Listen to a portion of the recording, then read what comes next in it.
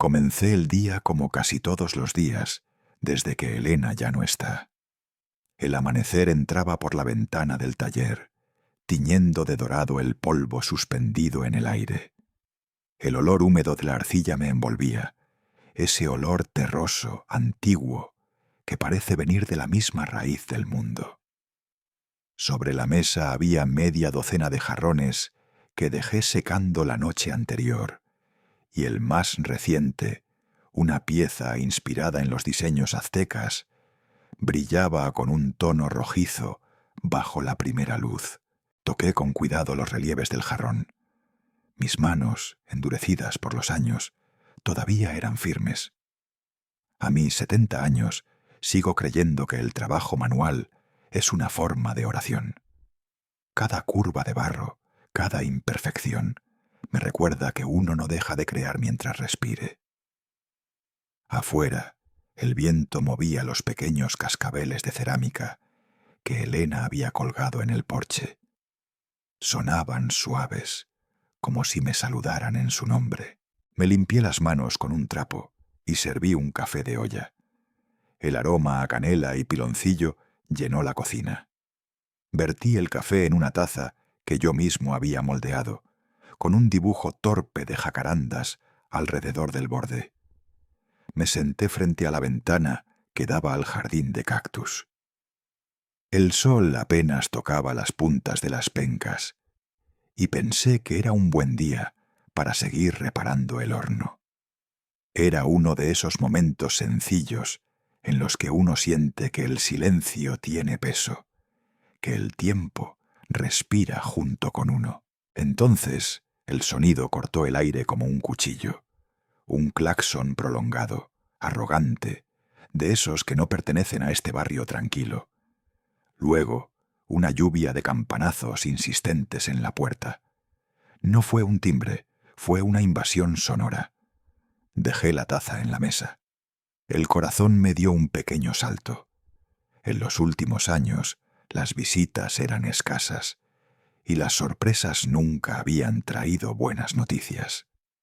Abrí la puerta y ahí estaban ellos.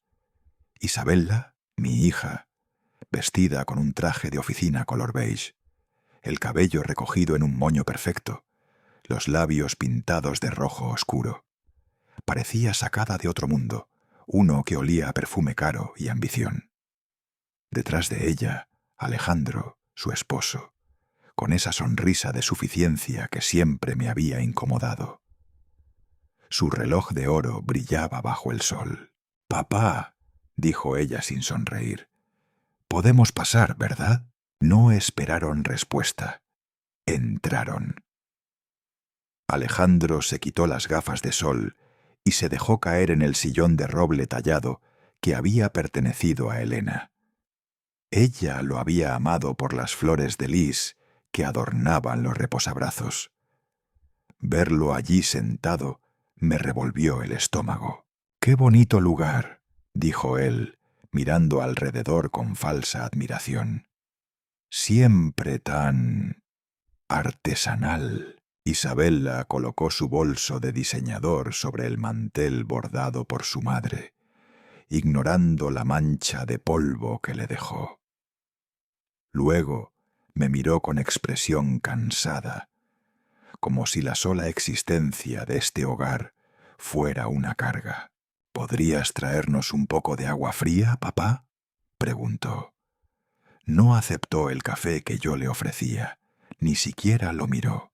Mientras llenaba los vasos, los escuché hablar en voz baja, como cómplices que planean algo. Esa sensación de extrañeza me apretó el pecho. Me volví hacia ellos. Isabella cruzó las piernas y apoyó las manos sobre las rodillas. En su gesto había algo ensayado. «Papá», dijo de pronto con una sonrisa tensa, «tenemos una sorpresa para ti». Me acercó un sobre grueso, cerrado con un sello bancario. Lo empujó hacia mí por la mesa.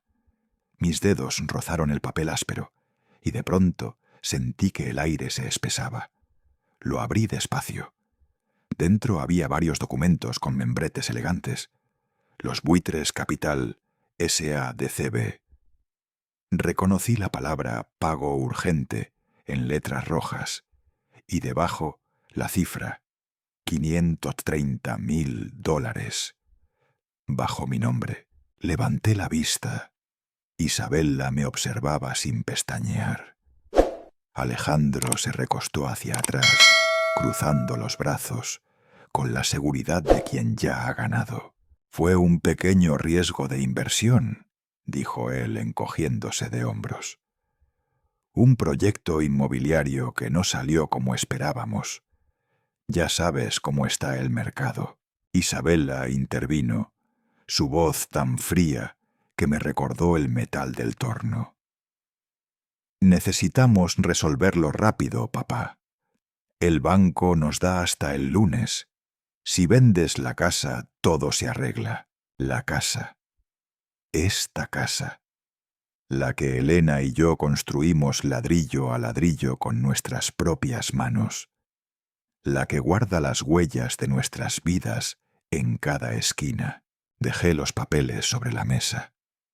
Sentí un nudo en la garganta, pero no permití que se notara. No, dije despacio. Esta casa no se vende. Aquí murió tu madre. No se vende por ninguna cantidad. El silencio que siguió fue espeso, como si el aire se hubiese llenado de ceniza. Isabella apretó los labios. Vi cómo su rostro se descomponía, como una máscara de porcelana que empieza a agrietarse. «¡Eres un egoísta!», gritó de repente. «No sabes cuánto hemos sacrificado. Ni siquiera entiendes lo que cuesta vivir en esta ciudad». Intenté responder, pero ella ya se había levantado. En un impulso furioso, tomó la taza de café humeante que yo había dejado en la mesa. La lanzó contra mi pecho. El líquido hirviendo me quemó la piel. Sentí el ardor extenderse, pero no grité. Solo me quedé quieto, mirando a mi hija. Alejandro se levantó, furioso pero fingiendo indignación moral. «¿Viste lo que hiciste?», dijo señalándome. «La empujaste. No tienes control, viejo. Si sigues así, vamos a llamar a la policía». La habitación giró un instante. No por el dolor físico, sino por la certeza de lo que acababa de suceder. Mi propia hija se había convertido en extraña. Isabella respiraba agitadamente, las mejillas enrojecidas. Alejandro la tomó del brazo, con ese gesto protector falso que tanto detestaba. «Vámonos, amor», murmuró él. No vale la pena discutir con él. La puerta se cerró de golpe, haciendo temblar los cristales de las ventanas. El eco del portazo quedó suspendido en el aire mucho después de que el sonido desapareciera. Me quedé allí, solo, con la camisa empapada y el olor a café quemado mezclándose con el de la arcilla húmeda. Sentí el pecho arder, pero no supe si era por la quemadura o por otra cosa más profunda. Me apoyé en la mesa, respiré hondo y miré alrededor. La casa estaba igual que siempre, pero de algún modo ya no era la misma. El sol había subido más alto y los cascabeles de cerámica sonaban de nuevo en el porche, como si intentaran consolarme. Me pasé la mano por el pecho y noté la piel enrojecida. El dolor era real, pero no tanto como el vacío que dejaba la traición. Tomé la taza rota del suelo. La observé. Una grieta la partía justo por el centro, y pensé en lo fácil que era romper algo hecho con tanto cuidado. La dejé sobre la mesa, y por primera vez en muchos años, el silencio de la casa me resultó insoportable. Esa fue la mañana en que comprendí que no todas las heridas se curan con el tiempo. Algunas, como las que deja la sangre de uno mismo, solo sirven para recordarte lo que ya no volverá. El café se había secado en mi camisa, dejando una mancha oscura que olía a amargura. La piel del pecho me ardía. Me quité la camisa despacio, con cuidado, y busqué una bolsa de frijoles congelados en el congelador. La envolví en un paño y la puse sobre la quemadura. El frío me hizo soltar un gemido ahogado, pero fue un alivio momentáneo. El dolor físico no era nada comparado con el hueco que me había dejado por dentro. Me senté en la silla de madera junto a la ventana. El sol de la tarde se filtraba a través de las cortinas, proyectando manchas de luz en el suelo. Podía escuchar a lo lejos el canto de los pájaros y el ruido del viento entre las hojas secas. Todo seguía igual, como si el mundo no se diera cuenta de que algo se había roto dentro de mí.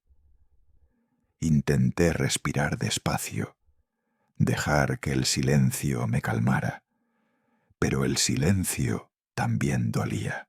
Pensé en Isabella, en la niña que solía correr descalza por el jardín, que hacía figuras torcidas de barro conmigo en este mismo taller, en cómo me llamaba a papá con una voz llena de ternura. Ahora esa voz se había vuelto un cuchillo. «¿En qué momento te perdiste, hija mía?», murmuré, sin esperar respuesta. Una hora después, el golpe seco en la puerta me sobresaltó. No fue el sonido nervioso de alguien que busca ayuda, ni el toque temeroso de un vecino. Fue un golpe fuerte, autoritario, con el ritmo inconfundible de quien representa al poder. Supe al instante quiénes eran. Me acerqué despacio, limpiándome las manos en el pantalón. Al abrir la puerta, el aire me pareció más pesado. 2 policías con uniforme azul marino estaban de pie en el umbral. Uno de ellos, un hombre de unos 40 años, con bigote y expresión severa, sostenía una libreta. La otra, una mujer más joven, me observaba con una mezcla de curiosidad y precaución. Y detrás de ellos, como en una escena cuidadosamente planeada, estaban Isabella y Alejandro. Isabella fingía llorar, apoyada en el hombro de su marido. Los sollozos eran tan perfectos que casi podían engañar a cualquiera que no conociera su teatro. Alejandro, por su parte, tenía el gesto grave del hombre preocupado por el bienestar de su suegro. «Buenas tardes, señor Morales», dijo el oficial con voz firme. «Recibimos una llamada por un altercado doméstico. Su hija y su yerno aseguran que usted ha tenido un episodio de agresividad y que podría estar sufriendo una descompensación emocional». Me quedé inmóvil. No dije una palabra. Los miré uno por uno. Isabella bajó la vista, evitando mis ojos. Alejandro fingió incomodidad, mirando el suelo con las manos en los bolsillos. El oficial aguardó unos segundos, quizá esperando que yo negara o protestara, pero no lo hice. «¿Podemos pasar?», preguntó. Asentí con un leve movimiento de cabeza. Se adentraron en la casa, inspeccionando el entorno. La oficial joven miró la mesa del comedor, las tazas, la camisa quemada colgada sobre una silla. Tomó nota mentalmente de todo. «¿Está usted bien, señor?», preguntó ella con una voz más suave.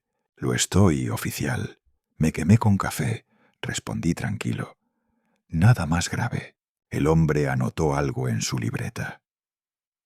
Detrás de ellos, Isabella siguió con su espectáculo. «No sabe lo que pasó», dijo fingiendo sollozos. «Intentamos hablar con él, pero empezó a gritar, a amenazarnos. Yo tuve miedo». Alejandro la abrazó por los hombros, completando la escena. «Mi suegro necesita ayuda. Está confundido. No duerme bien. Habla solo. No queremos hacerle daño. Solo que reciba atención. Yo los observé en silencio. No había ira en mí, solo una calma extraña, casi helada. Esa calma que uno siente cuando el fuego interior se ha apagado y solo quedan brasas. ¿Desea usted decir algo, señor Morales?, preguntó el oficial finalmente. Negué con la cabeza. No, si quieren revisar la casa, háganlo. No tengo nada que ocultar. El hombre me observó un momento más. Luego miró a su compañera. Ella negó levemente. Parece estar todo en orden, dijo. No vemos señales de violencia ni desorden. El oficial cerró su libreta. Señora, señor, miró a Isabella y Alejandro. Por ahora no hay motivo para proceder. Les sugiero resolver esto por medios familiares. Isabella bajó la mirada, fingiendo vergüenza. Alejandro apretó los labios, conteniendo la frustración. Gracias, oficiales, dijo él, forzando una sonrisa. Solo queríamos prevenir una tragedia. Los policías se marcharon. Yo los acompañé hasta la puerta. Cuando el último cruzó el umbral, cerré despacio, sin mirar atrás. El clic del cerrojo sonó como un disparo en la quietud de la casa. Me quedé de pie, mirando la puerta cerrada. No sentí rabia ni miedo, solo una calma tan intensa que me asustó. La llama no solo destruye, me dije en voz baja, también endurece el barro. Respiré hondo y caminé hacia el taller. El suelo de arcilla crujía bajo mis pies. Pasé la mano por encima de la mesa donde Elena solía trabajar. Aún quedaban en ella algunas marcas de sus dedos, como si el tiempo no se hubiera atrevido a borrarlas. Fui hasta el pequeño escritorio que había en la esquina, cubierto por papeles, facturas y recuerdos. Allí, detrás de una vieja libreta y una caja de herramientas, encontré lo que buscaba. Una caja de madera de palo de rosa, la misma donde Elena guardaba sus documentos más preciados. La acaricié un momento antes de abrirla. Tenía aún el olor dulce de su perfume. Dentro había sobres amarillentos, fotografías y un legajo grueso envuelto con una cinta azul. Sobre la portada reconocí su letra fina y elegante. El Fideicomiso Morales. El corazón me dio un vuelco. Lo tomé entre las manos con cuidado, como si fuera una reliquia. Elena lo había preparado todo. Siempre había tenido una previsión que yo no comprendía del todo. Recordé entonces una conversación de hace muchos años, una noche cualquiera en que bebíamos café juntos después de cenar. Ricardo me había dicho, hay cosas que no deben dejarse al azar. No me preocupa la muerte, sino lo que vendrá después, cuando ya no estemos para proteger lo que es nuestro. ¿De qué hablas, mujer?, le había preguntado yo riendo. De la gente, respondió seria. De los que amamos y de los que se acercan a ellos. Hay corazones nobles, pero también hay manos codiciosas. Y a veces esas manos son las de alguien de la familia. En ese entonces no entendí del todo su inquietud. Hoy sus palabras regresaban como un eco desde el pasado. Guardé el documento bajo el brazo y me dirigí a mi habitación. Saqué de un cajón el viejo directorio telefónico, aquel de tapas de cuero donde Elena anotaba nombres y números. Las páginas amarillentas tenían su caligrafía inconfundible. Pasé el dedo por cada línea hasta encontrar el nombre. Sofía Vega. Abogada. Marqué el número, pero antes de presionar el último dígito, dudé. No quería sonar desesperado. Tenía que hablar con serenidad, con la voz de un hombre que aún controla su destino. Cuando escuché su voz al otro lado, reconocí de inmediato aquel tono firme y sereno que siempre había inspirado confianza. «Despacho Vega, buenas tardes». «Sofía», dije, «soy Ricardo Morales». Hubo una pausa. Luego su voz cambió, volviéndose cálida. «Don Ricardo, hacía años que no sabía de usted. Me alegra escucharlo, aunque supongo que no me llama por casualidad». Le conté lo ocurrido, no con dramatismo, sino con precisión. Le hablé del sobre con los documentos, del intento de coacción, de la visita de la policía. Ella no interrumpió ni una sola vez. Solo escuchó, y cuando terminé, suspiró. «Necesito ver esos papeles», dijo con tono grave. «Y también el documento del fideicomiso que su esposa dejó. Si Elena lo elaboró conmigo, como sospecho, entonces lo hizo bien». «No se preocupe, don Ricardo.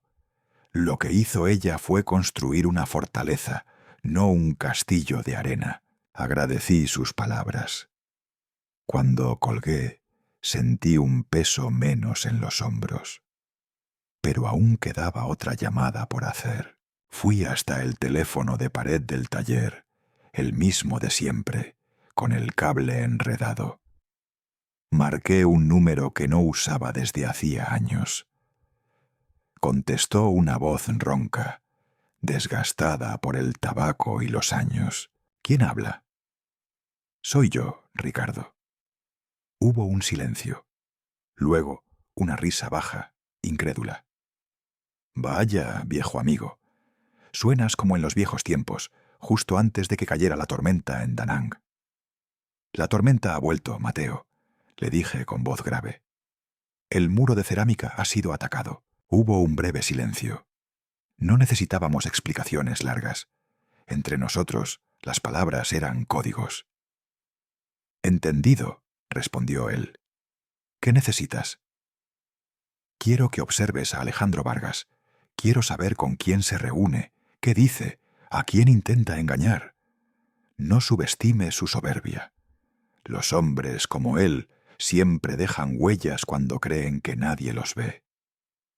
Mateo soltó un gruñido divertido. «Lo tienes. Ya sabes que nunca me retiré del todo. Si ese bastardo respira demasiado fuerte, lo sabré». Colgué el teléfono y me quedé mirando el taller. Las sombras se alargaban en las paredes y el día comenzaba a morir. Por primera vez en mucho tiempo sentí que algo dentro de mí despertaba. Una determinación fría, precisa, como la de un artesano que vuelve a su rueda para rehacer una pieza rota. No era un anciano derrotado. No más. Era un hombre que conocía el valor del fuego y de la paciencia. Elena había dejado las herramientas. Ahora me tocaba a mí usarlas. Mientras el sol se hundía tras los tejados, me serví otro café de olla y me senté frente a la ventana. La brisa traía el olor de la tierra y del barro cocido. «La guerra ha comenzado», pensé. Pero esta vez no en un campo de batalla, sino dentro de las paredes de mi propia casa. No era la víctima, era el jugador que movía su primera pieza. Y mi hogar, nuestro hogar, sería el tablero donde todo se decidiría. Me senté en el escritorio con una calma que no recordaba haber sentido en años. No era la serenidad de quien ha hecho las paces con el mundo, sino la de alguien que ha cruzado el fuego y ha salido del otro lado. Ya no quedaban restos de la ira de ayer. La rabia se había enfriado, solidificándose dentro de mí como el barro que pasa del horno a la eternidad. Encendí la lámpara sobre la mesa. Su luz amarillenta iluminó las huellas del tiempo. Manchas de tinta, marcas de cuchillo, un par de anillos de café que Elena odiaba y yo nunca limpié. Frente a mí estaba el viejo directorio telefónico, cubierto de polvo, con la caligrafía de mi esposa en la portada. Contactos importantes. Su letra siempre fue perfecta, elegante, como si cada trazo fuera una caricia. Pasé las páginas con cuidado, y ahí estaba el nombre: Sofía Vega, abogada. Al lado, el número escrito con tinta azul y una pequeña flor dibujada en la esquina. Detalle de Elena que me hizo sonreír sin querer. Recordé la primera vez que habló de Sofía. Esa mujer tiene la cabeza fría y el corazón justo en su sitio, había dicho. Y, como casi siempre, tenía razón. Marqué el número con dedos que aún conservaban temblor, no de miedo, sino de expectativa. Al tercer tono, una voz femenina, clara y firme, contestó: «Despacho Vega, buenos días». «Sofía», dije, «soy Ricardo Morales». Hubo un segundo de silencio, y luego su tono cambió de inmediato, pasando de la formalidad profesional a una cercanía respetuosa. Don Ricardo, hacía tanto que no oía su voz. «Espero que esté bien», tragué saliva. «He estado mejor, señorita Vega», respondí. «Mucho mejor». Le conté todo. No adorné nada, pero tampoco busqué compasión. Relaté el sobre con la deuda, la exigencia de vender la casa, la visita de la policía. Omití la parte del café hirviendo. No era un detalle legal, sino una herida del alma. Mientras hablaba, Sofía no interrumpió ni una vez. Esa habilidad para escuchar sin emitir juicio era una de las cosas que siempre la distinguieron. Cuando terminé, se oyó un leve suspiro al otro lado. «Necesito ver esos documentos, don Ricardo. Todos. Y especialmente los del fideicomiso Morales. Si es lo que creo, su esposa fue más previsora de lo que cualquiera imaginaba». «¿Cree que todavía tiene validez?», pregunté sin esconder la duda. «Más que validez», contestó ella. «Si Elena lo elaboró conmigo hace años, es un muro legal, una fortaleza. Nadie puede obligarlo a vender su casa, pero necesito revisar los detalles antes de afirmarlo. ¿Puede venir a mi oficina mañana?». Prometí hacerlo. Cuando colgué, sentí que algo dentro de mí, una carga invisible, se aligeraba. No del todo, pero lo suficiente para poder respirar sin ese nudo constante en el pecho. Me quedé mirando el teléfono unos segundos. Luego pasé las páginas del directorio otra vez, hasta llegar a un nombre que me hizo esbozar una sonrisa cansada. Mateo Gálvez. No necesitaba anotar su número. Lo había memorizado desde hacía décadas. Aún así, verlo escrito con la letra de Elena me dio una punzada de nostalgia. Ella siempre decía que Mateo era mi hermano sin sangre, y no se equivocaba. Levanté el auricular y marqué. «¿Aló?», respondió una voz áspera, como de madera vieja. «Soy yo, Ricardo». Hubo una pausa larga, de esas que pesan. Luego escuché un gruñido que se transformó en una carcajada contenida. «¡Ricardo Morales!». «Carajo, pensé que te habían enterrado junto con tus vasijas». «¿Qué pasa, viejo?». «Mateo», dije con voz baja, «el muro de cerámica ha sido atacado». Silencio. Un silencio espeso, pero lleno de entendimiento.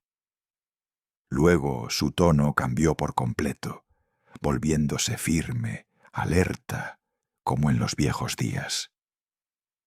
«Entendido. Dime qué necesitas. Quiero que observes a Alejandro Vargas. Discretamente. Averigua con quién se reúne, dónde gasta su tiempo, qué presume. No lo subestimes. Es arrogante, y los hombres arrogantes siempre tropiezan con su propio ego. Eso sigue siendo cierto, respondió Mateo con una risita. Recuerdo lo que dijiste en 75. Un enemigo que se mira al espejo demasiado tiempo termina peleando con su reflejo. Y tú me dijiste que eso también aplica a los amigos, le respondí. Sí, pero yo nunca te traicioné, dijo con una seriedad repentina. No voy a empezar ahora. Déjamelo a mí, Ricardo. Seré tu sombra. Agradecí su lealtad. Al colgar miré por la ventana. El atardecer teñía el cielo de tonos naranjas y lilas. En el jardín, las flores de bugambilla se mecían con el viento, como si el alma de Elena siguiera paseándose entre ellas. Apoyé las manos sobre el escritorio. Me sentía cansado, sí, pero también extrañamente vivo. Todo lo que había soportado en los últimos días, la traición, la humillación, la soledad, parecía haber sido el precio de un despertar. Abrí el legajo del fideicomiso Morales y comencé a leer. La precisión de las palabras me impresionó.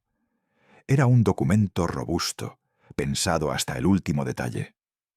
Elena había previsto escenarios que ni yo, con toda mi experiencia, habría imaginado. En la primera página reconocí su firma, Elena Morales de Ricardo. Pasé los dedos por las letras. Estaban tan firmes como siempre. Entre las cláusulas había frases que hablaban de la protección perpetua del patrimonio familiar y de la imposibilidad de enajenar o hipotecar los bienes sin consentimiento legal previo del fideicomisario principal. Era lenguaje técnico, pero debajo de esas palabras secas se escondía un gesto de amor inmenso. Elena no solo había dejado un legado económico, había construido un refugio para mí. Incluso después de su muerte, cerré los ojos un momento. Recordé la última conversación que tuvimos sobre la casa. No quiero que esta casa termine en manos equivocadas, Ricardo, me había dicho una tarde mientras cuidábamos las macetas del jardín. Cuando yo ya no esté, prométeme que la defenderás, no por orgullo, sino por lo que representa. Te lo prometo, Elena, le respondí entonces, sin imaginar que algún día esas palabras serían mi única armadura. Esa promesa me ardía ahora en el pecho, más fuerte que cualquier herida.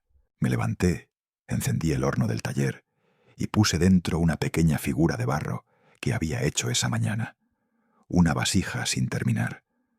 La flama rugió, viva, cálida. La miré durante un buen rato.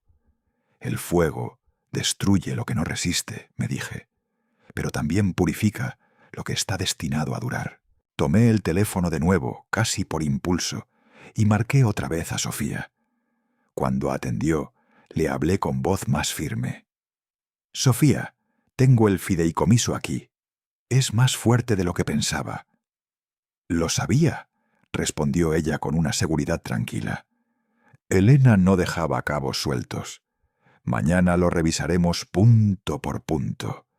Pero, don Ricardo... Su tono se suavizó. No luche solo. Estas batallas se ganan con cabeza fría. Tranquila, hija, le dije. He aprendido a enfriar la sangre. Cuando colgamos, el silencio volvió a llenar la casa.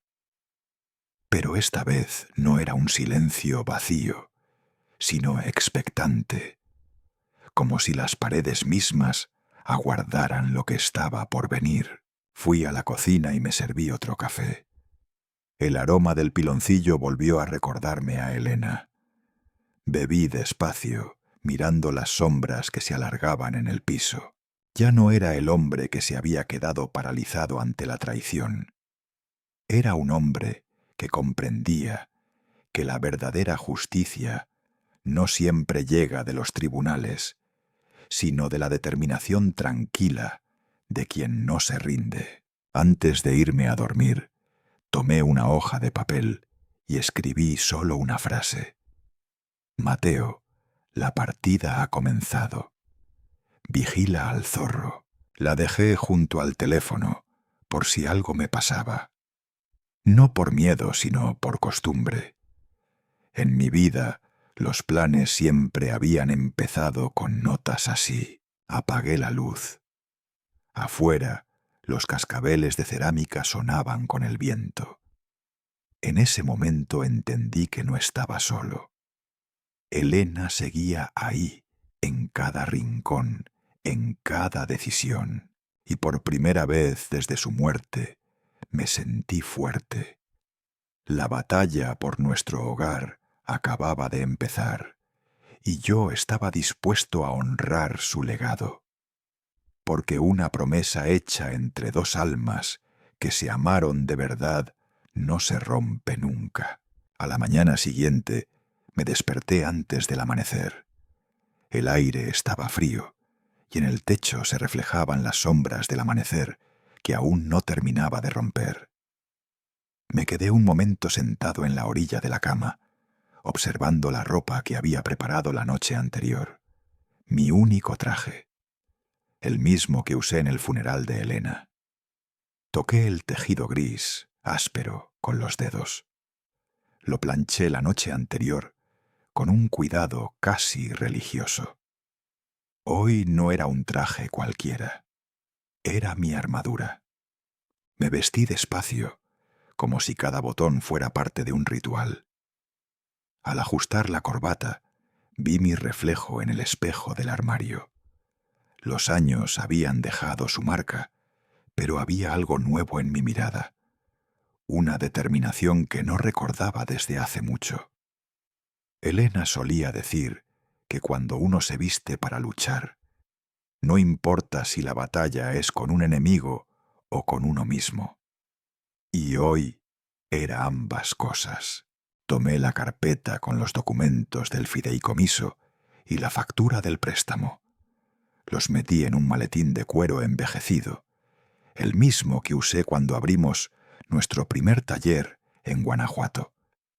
Salí de la casa cerrando la puerta con calma, sin mirar atrás. El sonido del cerrojo me pareció distinto, más definitivo. El taxi me llevó al centro de la ciudad. Por la ventana vi cómo el sol subía lentamente, dorando los edificios, los puestos de flores, la gente que comenzaba su rutina.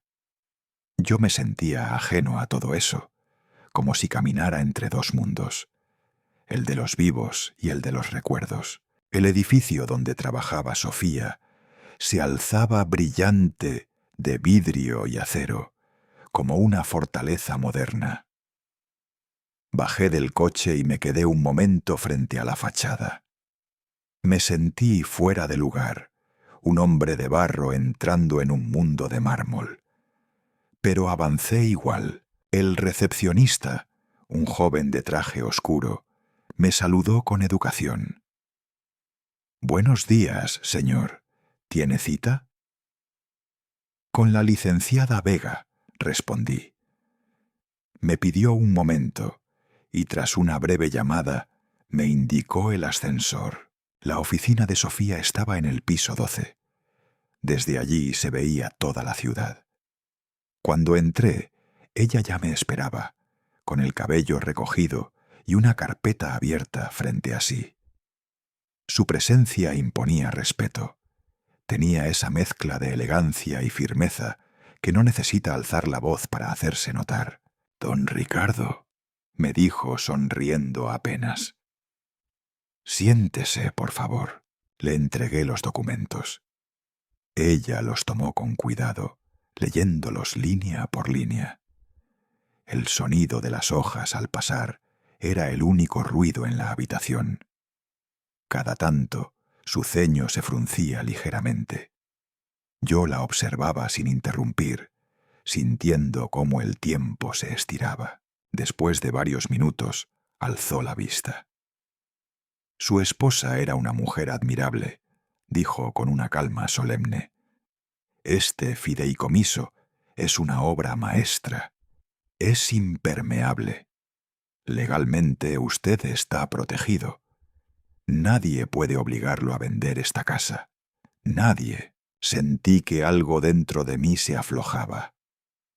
Durante días había vivido con una cuerda invisible apretándome el pecho, y en ese instante esa cuerda comenzó a soltarse. Inspiré profundamente, como si pudiera llenar mis pulmones con alivio. Entonces, empecé a decir. «Está a salvo, don Ricardo», interrumpió ella. «Pero hay algo más». Sofía no sonreía.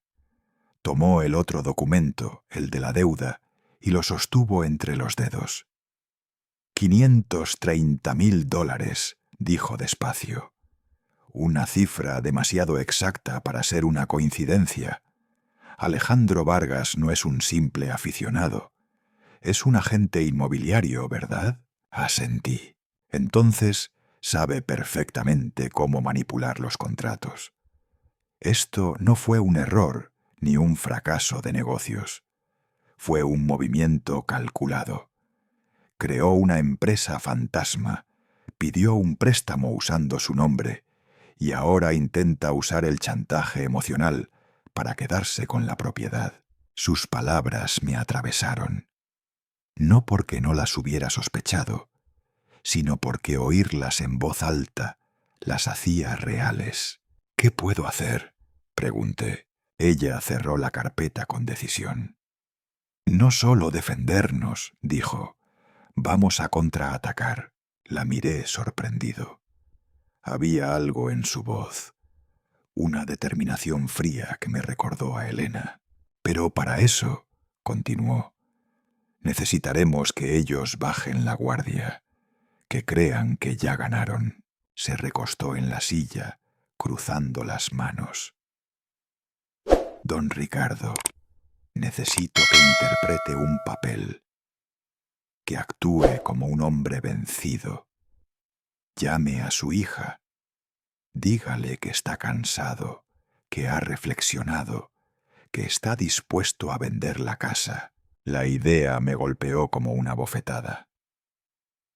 «¿Fingir rendirme?», pregunté con un nudo en la garganta. Sofía asintió. «Sí, es la única forma de que cometan un error.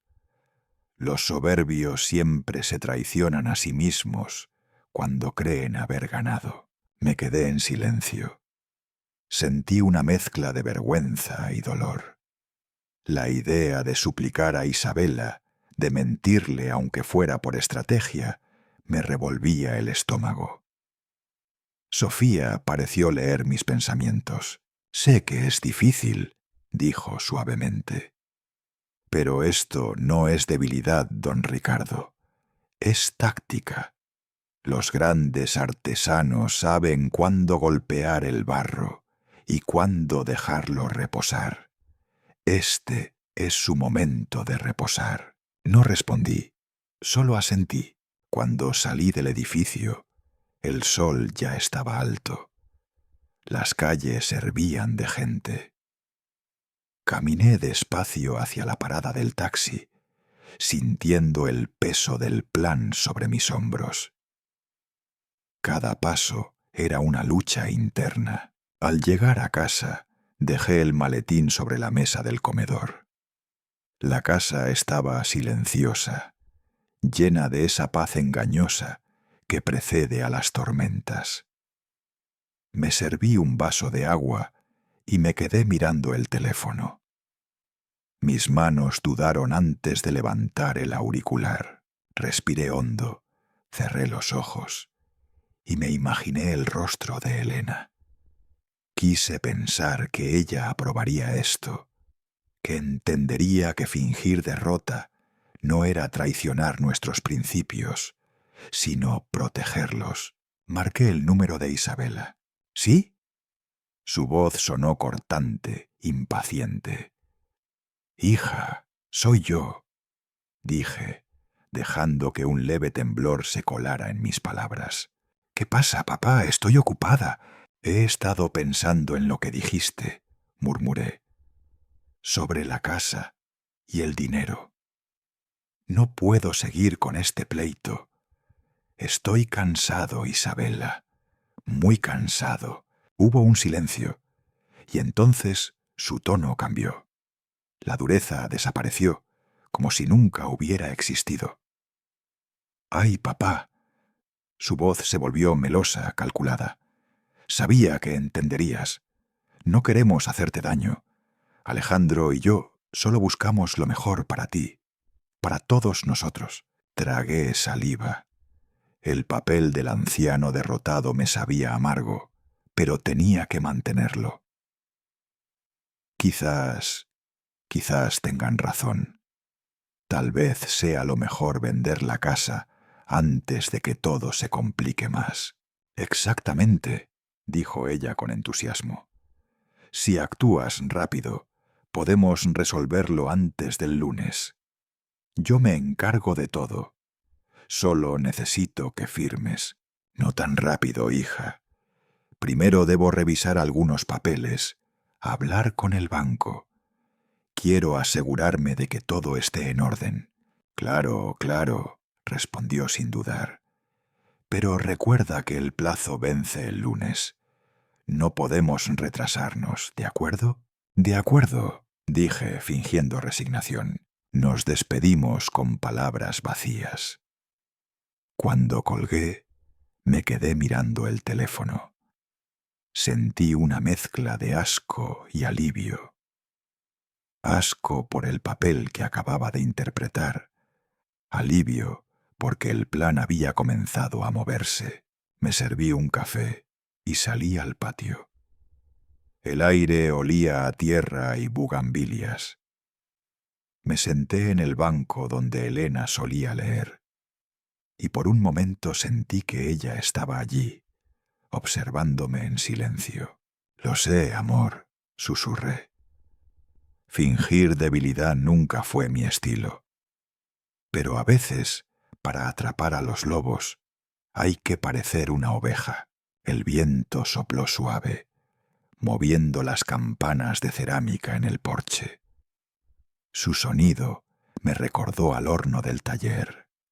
Lento, constante, paciente. Dentro de mí algo se endureció, como la arcilla cuando empieza a tomar forma. Isabela y Alejandro creían haber ganado.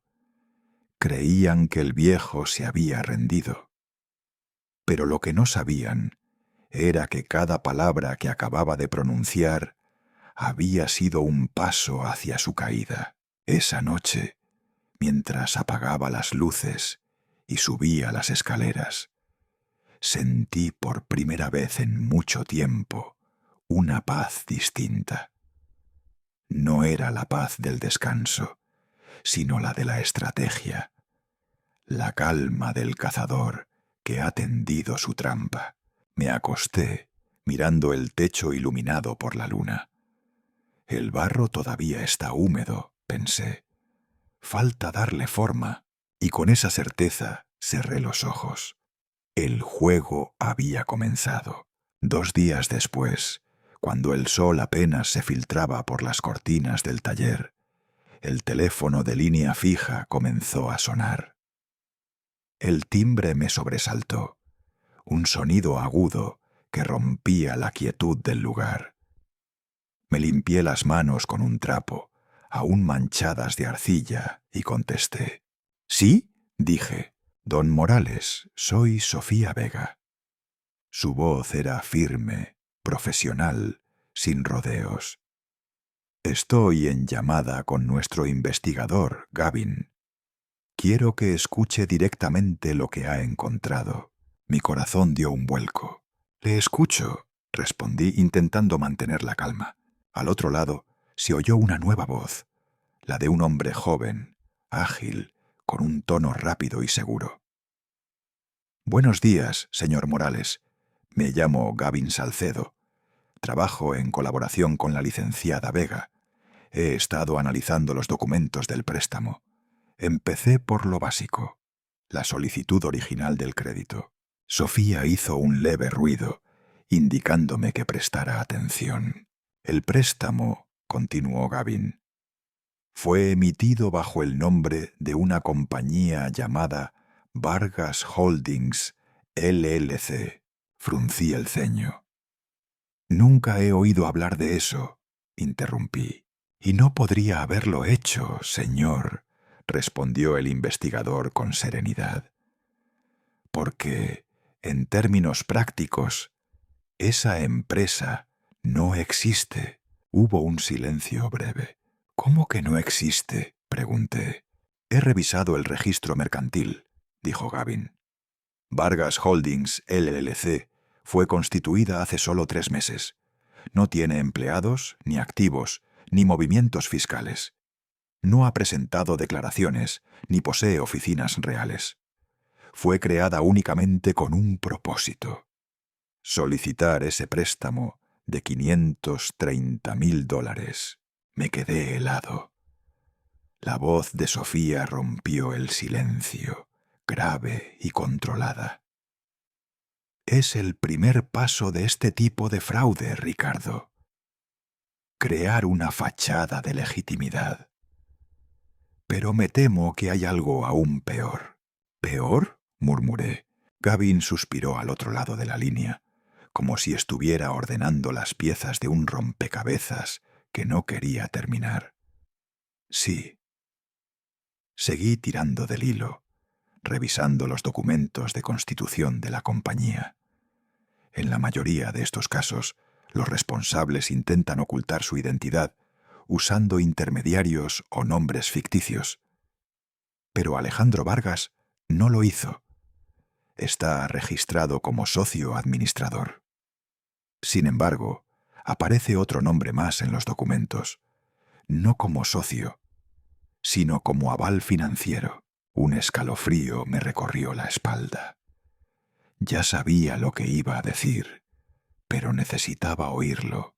¿Quién figura como aval?, pregunté con voz tensa. Hubo una pausa. Y entonces, Gavin respondió con la precisión de quien anuncia una sentencia. El nombre que aparece como garante de Vargas Holdings, LLC es Ricardo Morales. El mundo pareció detenerse. El zumbido del ventilador, el canto de los pájaros afuera, incluso el latido en mis sienes. Todo se congeló. ¿Cómo dice?, pregunté con un hilo de voz. Su nombre, su firma, su número de identificación fiscal. Todo. Está en los documentos del préstamo, dijo Gavin. Sofía intervino enseguida, su tono más bajo pero cargado de gravedad. Ricardo, utilizaron su identidad. Usaron su prestigio, su reputación, como respaldo legal para que el banco aprobara el crédito. Me apoyé en la mesa del taller. Sentí un vacío en el estómago, una mezcla de rabia y vergüenza. ¿Y mi firma?, pregunté apenas. Eso, respondió Gavin, es lo que estamos revisando ahora. He comparado su supuesta firma en los documentos del préstamo con su rúbrica oficial en los registros públicos. A simple vista, parecen idénticas. Pero hay detalles, pequeños trazos, diferencias en la presión del bolígrafo, que indican falsificación. En otras palabras, añadió Sofía, alguien copió su firma con precisión profesional. Me llevé una mano al rostro. Mis dedos temblaban. No puede ser, susurré. Isabella. Ella sabía cómo firmaba yo. Ella veía mis contratos, las facturas del taller, los papeles del fideicomiso. Sofía no respondió enseguida, y su silencio fue más elocuente que cualquier palabra. Lo que han hecho, dijo al fin despacio, es un delito grave. Pero antes de mover una sola ficha, Necesitamos pruebas sólidas. Gavin me está enviando ahora mismo los documentos digitalizados. Cuando los tenga, los peritos caligráficos podrán confirmar que usted nunca afirmó eso. El investigador retomó la palabra. Además, encontré algo más. El préstamo fue depositado en una cuenta a nombre de Vargas Holdings, pero los retiros inmediatos, unos $200,000 en efectivo y transferencias sucesivas, fueron a parar a cuentas personales de Alejandro Vargas. Una de ellas está vinculada a una tarjeta usada para pagar vuelos y hospedajes en Cancún hace 2 meses. Cerré los ojos. Sentí un calor punzante subir por mi cuello. Usaron mi nombre para robar. Y luego gastaron el dinero de su mentira en vacaciones. Dije con una rabia contenida. Exactamente, confirmó Gavin. Es un patrón clásico. Crear una deuda con un aval falso, cobrar el dinero y desaparecer cuando el banco exige el pago. Solo que esta vez su aval no era falso, sino un hombre real. Usted. La voz de Sofía volvió a sonar, fría y precisa. Pero eso también es lo que los va a hundir. Alejandro dejó huellas. Ningún estafador que se cree intocable borra sus rastros por completo. Y lo que más nos favorece, Ricardo, es que el fideicomiso impide cualquier acción sobre la casa. Todo su intento de chantaje depende de que usted crea que está en peligro. Me quedé callado. El aire del taller se sentía espeso, como si cada palabra pesara toneladas. ¿Qué debo hacer ahora?, pregunté finalmente. Nada, dijo Sofía. No por ahora. Mantenga la calma. Déjelos pensar que el plan sigue funcionando. Cuanto más confiados estén, más descuidados se volverán. Sí, señor, añadió Gavin. No cambie su rutina. Si le llaman, siga interpretando el papel del padre agotado. Voy a seguir rastreando los movimientos de dinero. Le garantizo que encontraremos la prueba que los destruya legalmente. Colgamos después de unos minutos más. El silencio que quedó fue casi insoportable. Me senté en la silla frente al horno apagado. Las paredes parecían acercarse, como si la casa respirara conmigo, compartiendo mi indignación. Miré las fotos sobre la repisa. Elena, sonriendo con las manos manchadas de barro. Isabella, de niña, con las trenzas despeinadas, sosteniendo una vasija recién pintada. Me dolió el alma. ¿Cómo llegamos hasta aquí?, me pregunté en voz baja. Me levanté y abrí la ventana. Afuera, el viento movía las hojas secas del jardín. Recordé las palabras de Elena la noche que firmamos los papeles del fideicomiso. El peligro no siempre viene de fuera, Ricardo. A veces la tormenta nace dentro de casa. Tenía razón. Y ahora esa tormenta tenía nombre y rostro. El teléfono volvió a sonar, pero no contesté. Me quedé mirando cómo el cable se balanceaba ligeramente, como si el aparato mismo me reprochara mi silencio. Necesitaba tiempo para digerir todo. Fui hasta el escritorio y encendí la lámpara. Extendí sobre la mesa el documento que Gavin me había enviado por correo electrónico. Lo imprimí, lo observé línea por línea. La firma al final parecía mía, sí, pero no lo era. La R tenía un trazo demasiado limpio. La S de Morales no tenía esa pequeña curva que siempre hacía sin querer. Era como una versión sin alma de mí mismo. Me estremecí. No había solo falsificado mi nombre. Habían robado una parte de mi identidad. Pasé la noche entera revisando cada página, marcando con lápiz los detalles sospechosos. Cuando el amanecer volvió a asomarse, ya tenía la mente clara. Alguien, tal vez Elena desde el otro lado, me había dejado un propósito. No era solo una lucha por una casa o por dinero.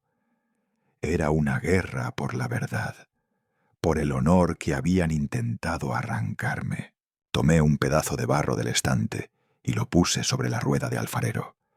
Empecé a moldear, sin pensar, dejando que las manos hicieran lo que el alma no podía decir. El barro giraba, suave, obediente. Poco a poco, de entre mis dedos, surgió una figura, una pequeña vasija con una grieta en un costado. La observé unos segundos y sonreí con amargura. «Así estoy yo», murmuré, agrietado, pero entero. El teléfono volvió a sonar, esta vez con el tono corto y firme que reconocí al instante. Era Mateo. Respondí con voz cansada. «Ya lo sé todo, viejo amigo», dijo sin saludar.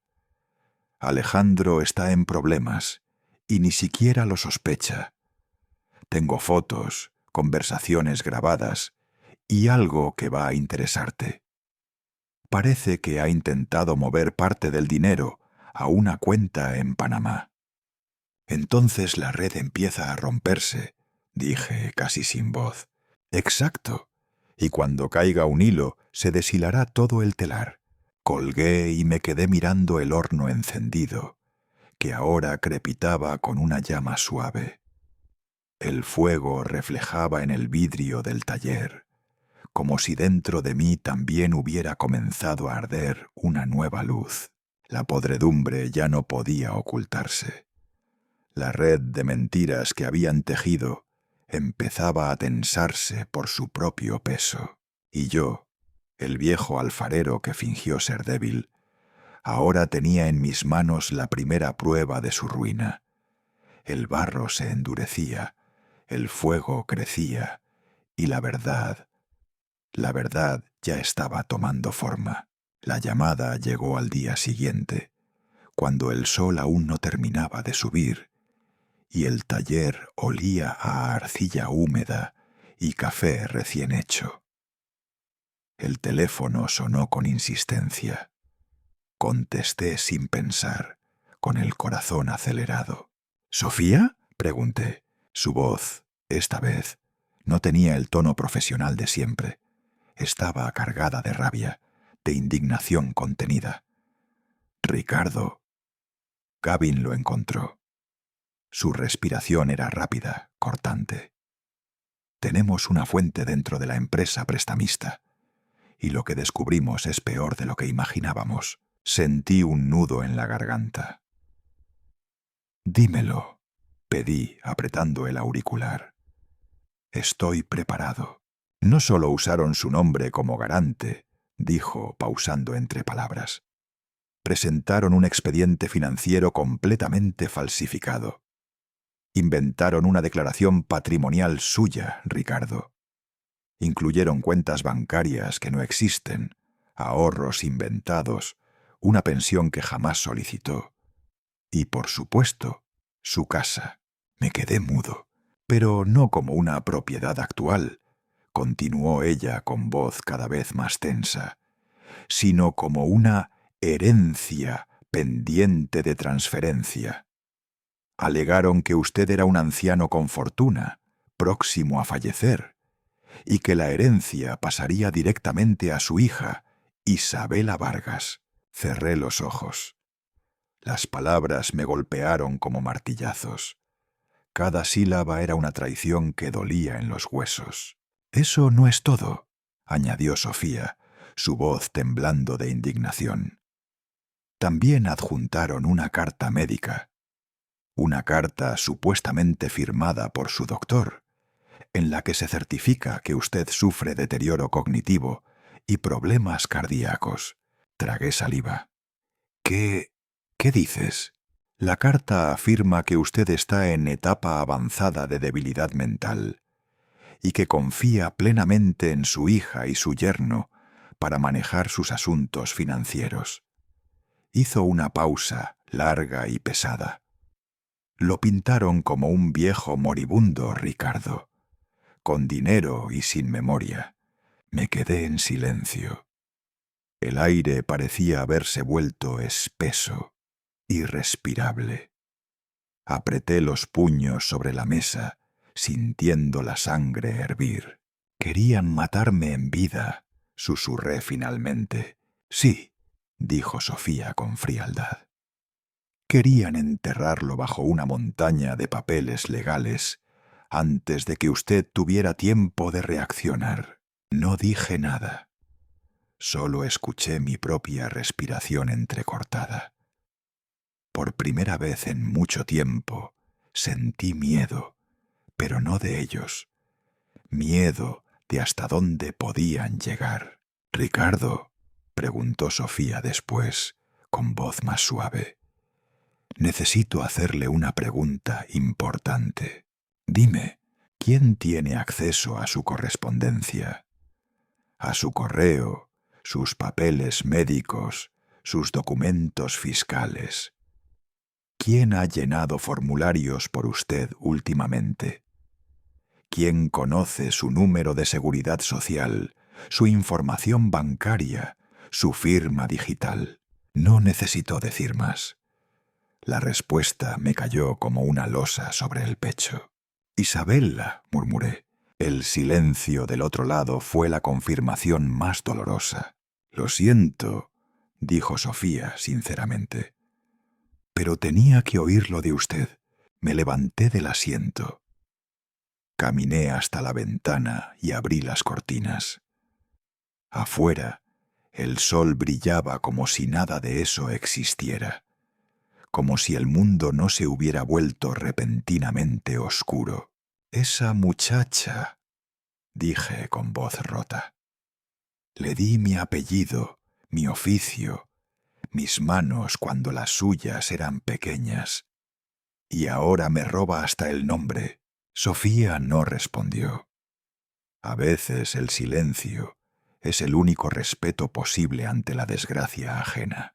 «Vamos a exponerlos, Ricardo», dijo finalmente. «Le prometo que esto no quedará impune. Gavin ya está preparando el informe completo». Colgamos.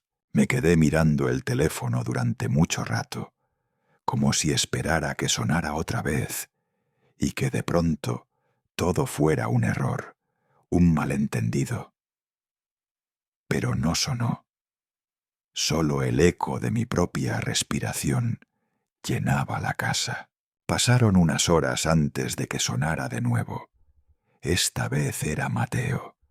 Su tono contrastaba completamente con el de Sofía, cargado de adrenalina, casi eufórico. «Ricardo, lo tengo», dijo sin preámbulos. «Ese malnacido acaba de cavar su propia tumba». «¿De qué hablas?», pregunté, mi voz todavía quebrada. «Lo seguí anoche», respondió casi con orgullo. Alejandro fue a un café en la azotea del Hotel Mirador, aquí en el centro. Iba con su teléfono en la mano, hablando alto, como si quisiera que todo el mundo lo oyera. Se sentó a 2 mesas de donde yo estaba. «¿Y qué dijo?». Mateo rió por lo bajo. Dijo demasiado. Se sentía intocable. Empezó a presumir por teléfono, contándole a alguien sobre su jugada maestra. Lo grabé todo. Mi corazón se aceleró. «¿Grabaste la conversación?». «Cada palabra, hermano». Su voz sonaba triunfal. Lo escuché decir, y cito, «¿Abogados? ¿Para qué? Ese viejo no sabe ni en qué año vive. Esa empresa fantasma hasta lleva su nombre. Si el banco llama, diré que él firmó. Ni siquiera recordará haberlo hecho. Fue una idea brillante». Sentí que el aire me abandonaba. «¿Dijo eso?». «Textualmente», confirmó Mateo.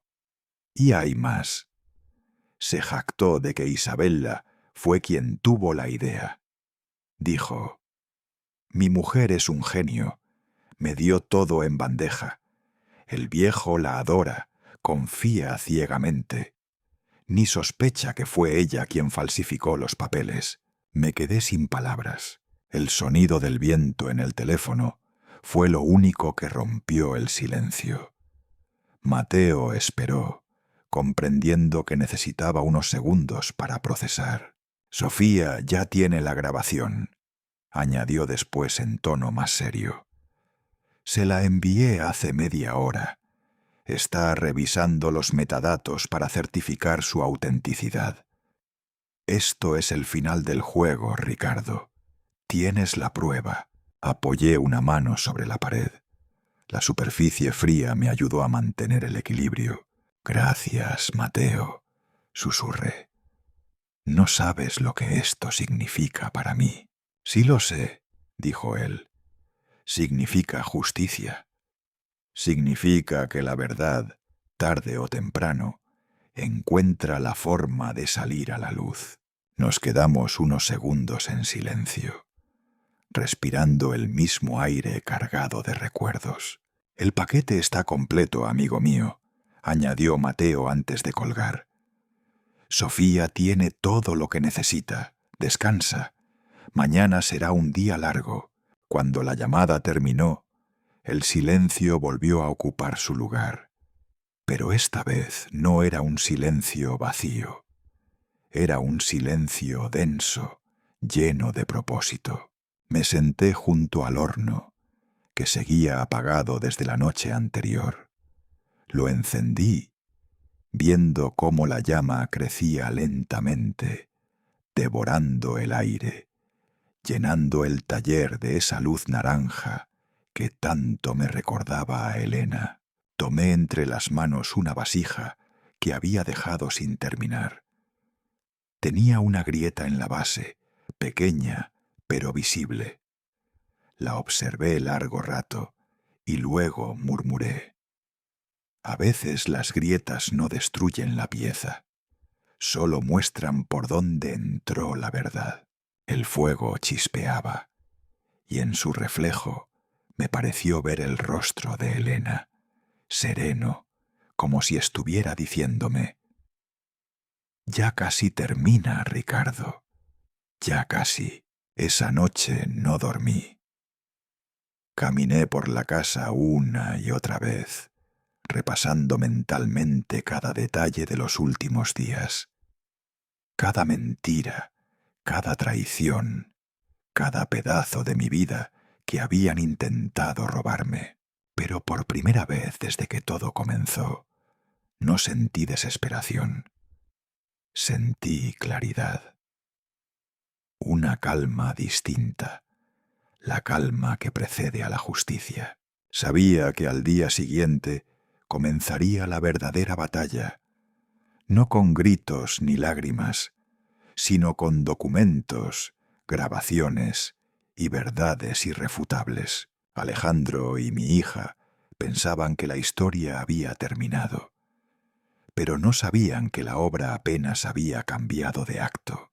Apagué el fuego del horno, dejé la vasija sobre la mesa y miré hacia el techo. El cielo de la noche, visible desde el tragaluz, parecía más limpio que nunca. Y mientras la brisa entraba por la ventana, pensé: mañana la máscara caerá, y esta vez no habrá escenario que lo salve. El día amaneció con una quietud que no se sentía desde hacía mucho. La casa parecía respirar conmigo, lenta, pesada, como si también esperara. Me senté en el salón, frente a las vasijas que Elena y yo habíamos hecho juntos. Cada una tenía un color distinto, un pulso distinto. Algunas estaban torcidas, imperfectas, pero todas llevaban la huella de nuestras manos. Había pasado una vida entera moldeando barro, creando equilibrio entre la fragilidad y la fuerza. Y ahora, sentado entre las sombras y la luz de la tarde, entendí que no era tan distinto con los seres humanos. Uno los forma, los enseña, les da forma con amor, y a veces aún así se rompen por dentro.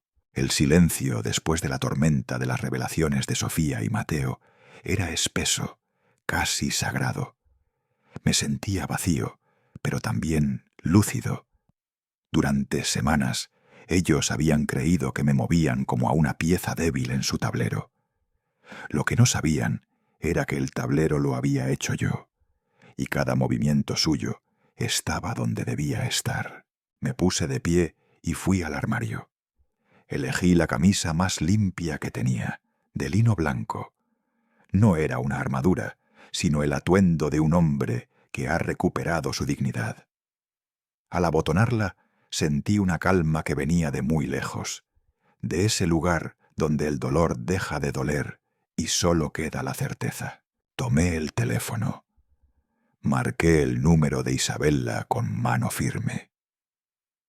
Tardó en contestar. Cuando su voz finalmente sonó, la reconocí al instante. Esa mezcla de impaciencia y superioridad que ya no me hería. «¿Papá?», preguntó algo desconcertada. «Isabella», dije, con un tono que no dejaba espacio a dudas. «No habrá más lágrimas ni más llamadas de emergencia. He tomado una decisión». Hubo un silencio.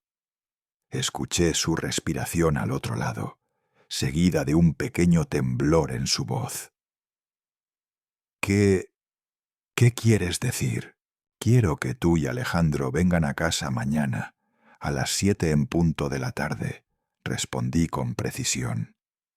La licenciada Sofía Vega, mi abogada, estará presente para garantizar que todo se resuelva conforme a la ley. Un sonido breve, como un jadeo, atravesó la línea.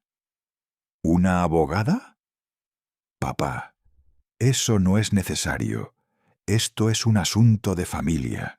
Exactamente, dije. Por eso quiero que quede todo claro, de una vez y para siempre. No le di tiempo a responder. Colgué el teléfono despacio. El resto del día transcurrió con una serenidad que me habría parecido imposible días atrás. Hice café, limpié el taller, revisé las plantas en el patio. No había espacio para el miedo ni la venganza, solo un propósito.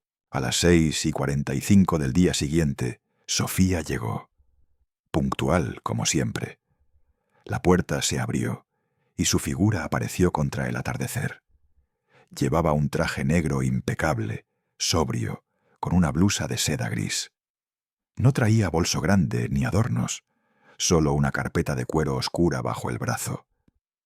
Su expresión era la de quien está lista para una guerra que no necesita armas. «Buenas tardes, don Ricardo», saludó, con una leve inclinación de cabeza. «Buenas tardes, hija», respondí. Entró y miró alrededor. Sus ojos recorrieron las vasijas, las fotografías, las pequeñas imperfecciones que contaban una vida. «Qué hermoso lugar», dijo en voz baja.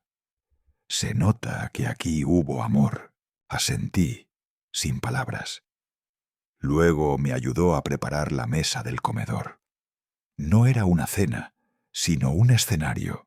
Sobre el mantel blanco colocó la carpeta con las copias del fideicomiso, las pruebas de la falsificación, y en el centro un pequeño dispositivo negro, la grabadora de Mateo.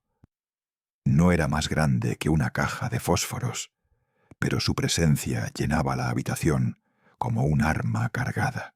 «Todo está en orden», dijo Sofía. «Si ellos dicen una sola palabra fuera de lugar, la ley estará de nuestro lado». Miré el reloj de pared. Faltaban 15 minutos. El tic-tac era el único sonido que se oía. «¿Nervioso?», preguntó ella. «No», contesté sinceramente. «Solo cansado». «Pero es un cansancio bueno, de los que anuncian el final de algo». Ella asintió. «Ellos creen que vendrán a cerrar el trato, que usted se rendirá». «¿Y nosotros?», dije con calma. Los dejaremos entrar. Nos quedamos en silencio. A las 7:05, la luz del día comenzó a apagarse. El reloj dio una campanada seca, profunda. Sofía revisó por última vez los documentos, alisando las hojas con las yemas de los dedos. A las 7 en punto, se escucharon 3 golpes firmes en la puerta. No apresurados, no tímidos. Era el llamado de alguien que se cree dueño del lugar. Me levanté y fui a abrir. Alejandro apareció primero. Traía puesto un blazer azul marino de corte caro, con el brillo de los hombres que confunden elegancia con poder. Sonreía con suficiencia, esa sonrisa que nunca llega a los ojos. Detrás de él, Isabela. Vestía un conjunto beige, discreto, el tipo de ropa que intenta proyectar inocencia. Pero sus manos temblaban. «Papá», empezó fingiendo afecto. «Qué gusto verte». «Pasen», dije simplemente. Entraron, y sus pasos resonaron sobre el piso de madera como si marcaran el compás de una marcha fúnebre. Alejandro se adelantó hacia la mesa, clavando la mirada en Sofía. «¿Y ella quién es?», preguntó con un tono insolente. Sofía no se inmutó. «Licenciada Sofía Vega», dijo con voz clara. «Represento los intereses legales del señor Morales». Alejandro soltó una risa breve. «¿Intereses legales?». No sabía que hicieran falta entre padre e hija. «A veces sí», respondió Sofía. «Sobre todo cuando el amor no basta para detener el abuso». El comentario cayó como un golpe seco. Isabela se revolvió incómoda en su asiento. «Papá, no entiendo», intentó decir. «¿Por qué todo este teatro?». Me senté frente a ellos, con las manos apoyadas sobre la mesa. «Porque esta vez, hija, no habrá mentiras», dije con calma. «Todo quedará claro, frente a testigos y frente a la verdad». Sofía abrió la carpeta y colocó sobre la mesa las copias de los documentos falsificados. «Estos son los papeles del préstamo a nombre de Vargas Holdings LLC». Su voz era tan fría como el metal. «Y este», añadió sacando otra hoja, «es el informe pericial de autenticidad. La firma del señor Morales, falsificada. El aval financiero, inventado. El historial patrimonial, fabricado». El rostro de Alejandro perdió un poco de color, pero intentó mantener su compostura. «Debe de haber un error», dijo. «No sé de qué están hablando». Sofía presionó un botón en la grabadora, y entonces la habitación se llenó con la voz de Alejandro. «¿Abogados? ¿Para qué? Ese viejo no sabe ni en qué año vive. Esa empresa fantasma lleva su nombre. Si el banco llama, diré que él firmó. Ni siquiera recordará haberlo hecho. Fue una idea brillante». Isabela se puso de pie de golpe. «Eso no prueba nada. Esa grabación puede ser manipulada. La autenticidad del audio ya fue verificada», replicó Sofía con serenidad. «Y las pruebas se entregarán mañana al fiscal». El silencio cayó como un peso insoportable. Alejandro miraba a su alrededor, buscando una salida invisible. Isabela respiraba rápido, sus ojos vidriosos.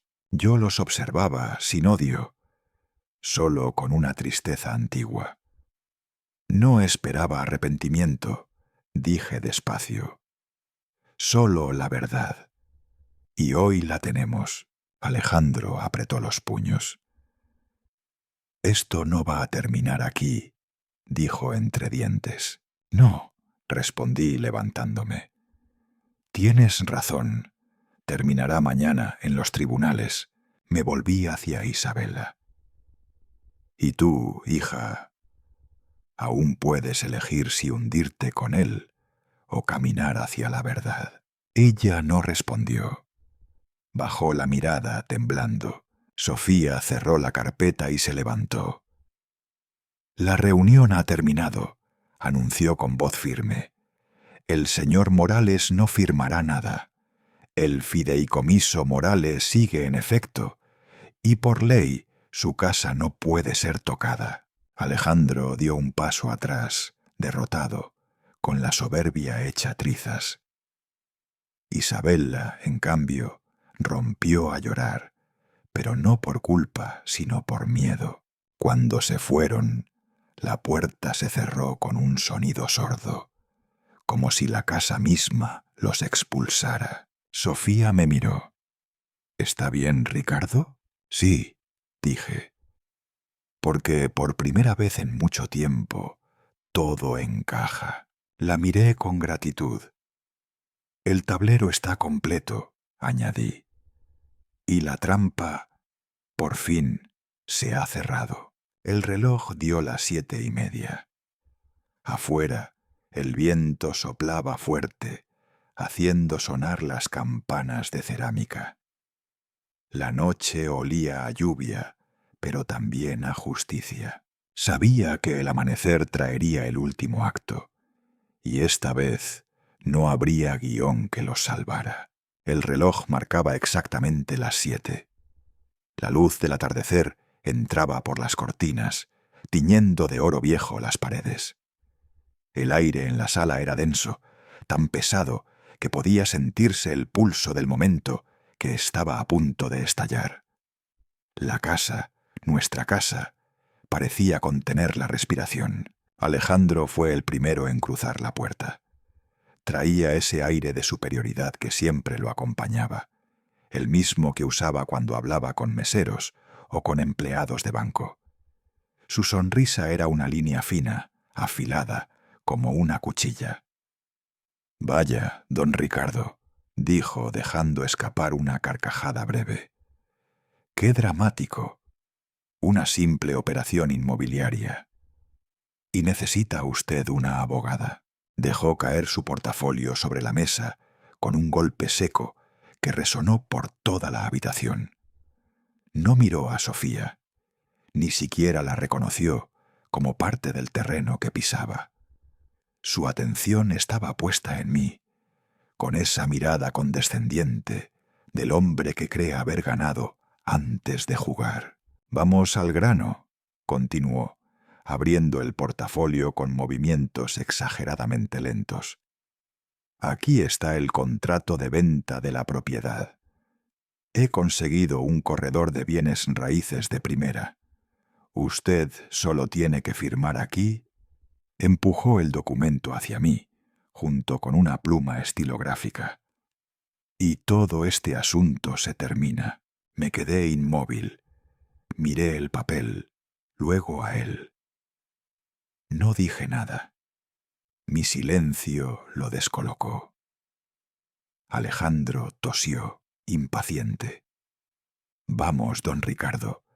No querrá hacer esto más difícil de lo que ya es, ¿verdad?»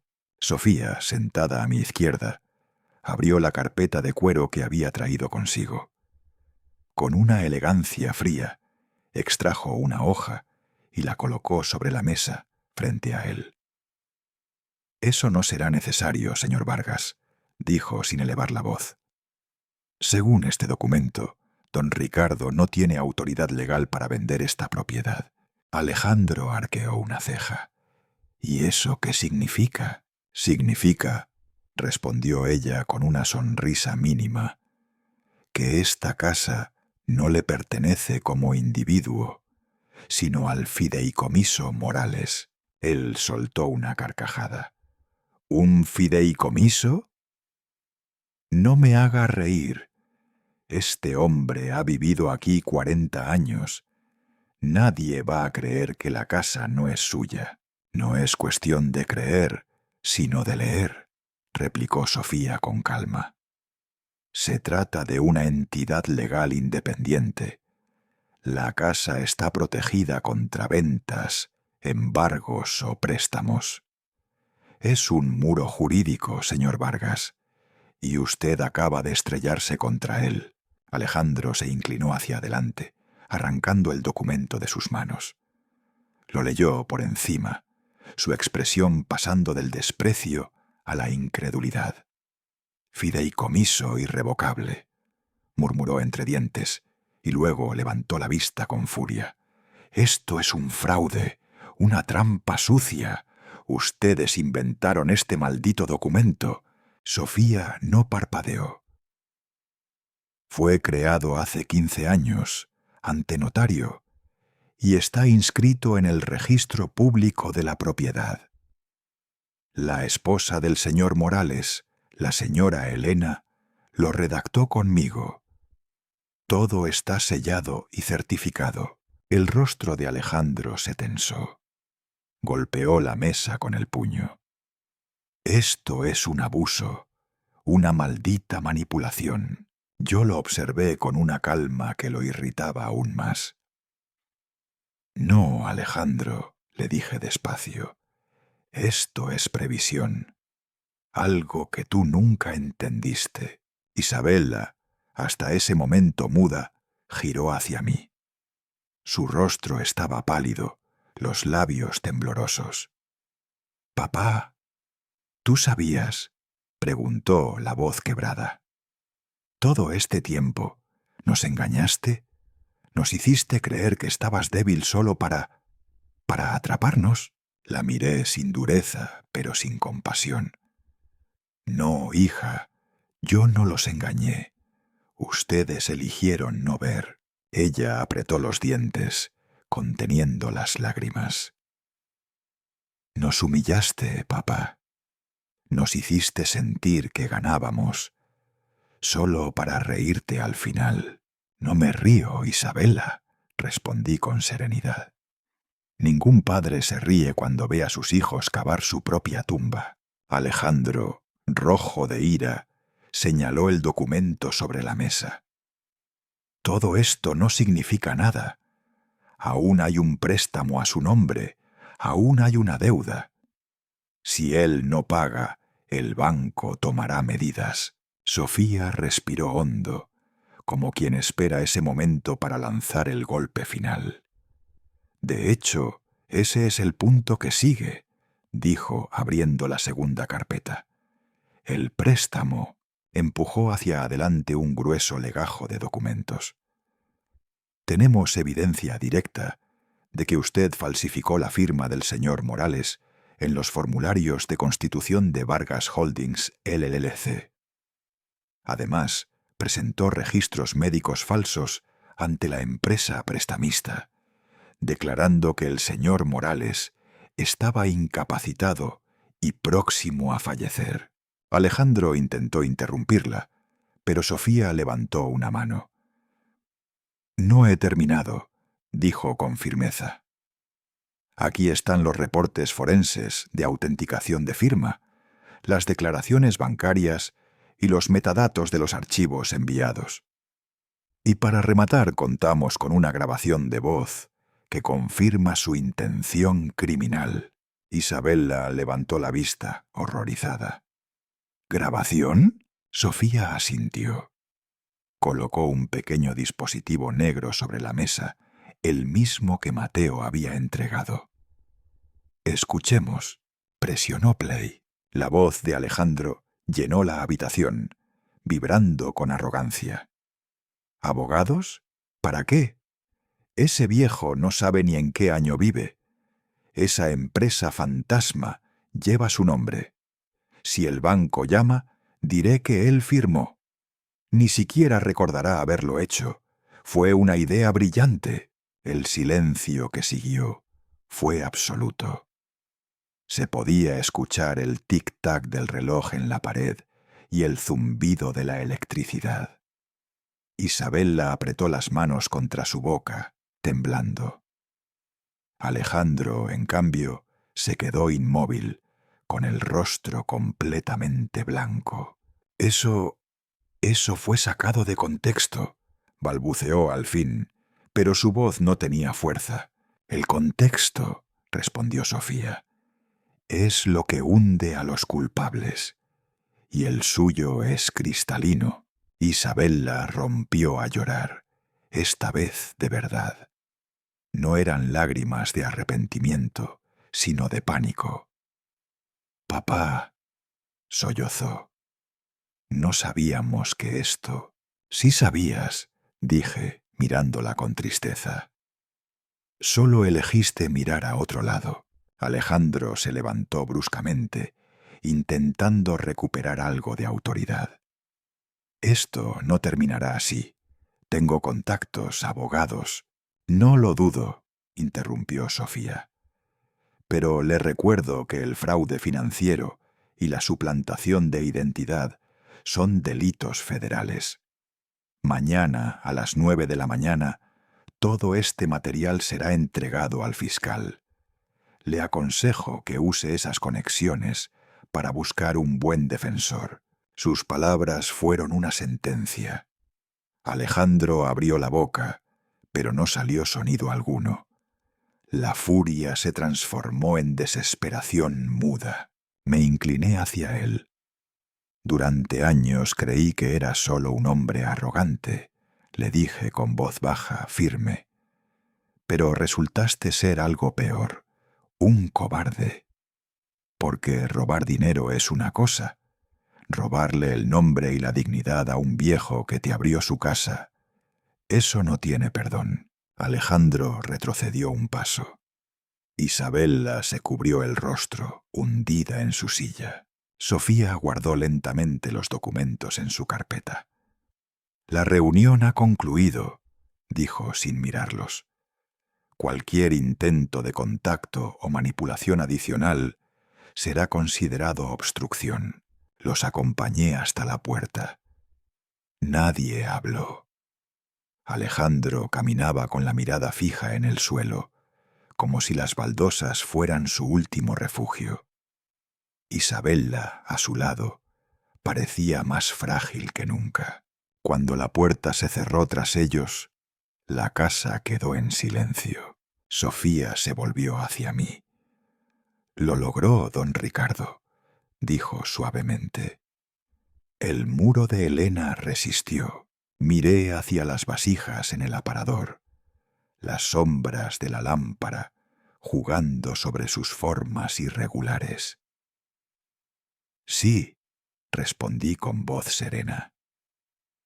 «Ella lo construyó con amor, y el amor verdadero no se quiebra». Fuera, el viento empezó a soplar con fuerza, haciendo sonar las campanas de cerámica del porche.